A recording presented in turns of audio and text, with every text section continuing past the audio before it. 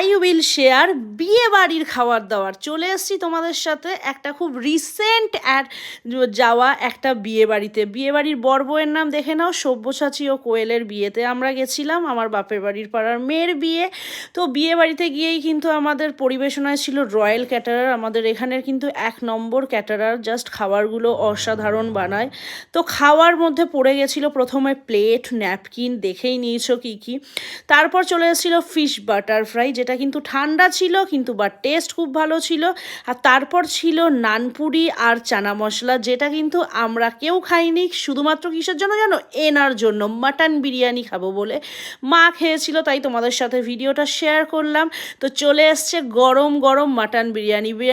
বিয়েবাড়িতে গিয়েই আমি দেখে নিয়েছিলাম কি মাটন বিরিয়ানি আছে। আর মাটন বিরিয়ানি খাওয়ার জন্য যেখানে আমি গেছি সেখানে কিন্তু চানা মশলা আর ওই কুলচা যাই হোক বাটার নানের কোনো স্থানই হবে না, আমি তো খাবো না।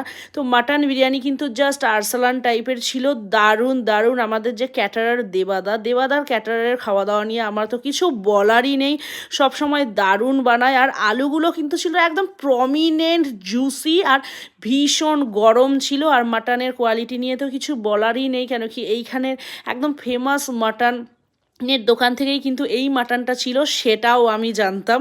তো যাই হোক, তারপর চলে এসছে বড় বড় রসগোল্লা, যেটা আমি একটাই খেয়েছি। তারপর চলে এসছে সন্দেশ, যেই সন্দেশটা খেতে খুব ভালো ছিল। আর তারপর ছিল আইসক্রিম। আর তারপর নিচের ফ্লোরে চলে গেছিলাম পান খাওয়ার জন্য। নিজেও পানটা নিয়ে নিয়েছি, আর মা ছেলেকে নিয়ে আগে চলে গেছে, তাই মার জন্যও একটা পান চেয়ে নিয়েছি। তো এই ছিল আজকে বিয়েবাড়ির খাওয়া দাওয়া। তোমাদের ভিডিওটা ভালো লাগলে অবশ্যই একটু লাইক করে দিও।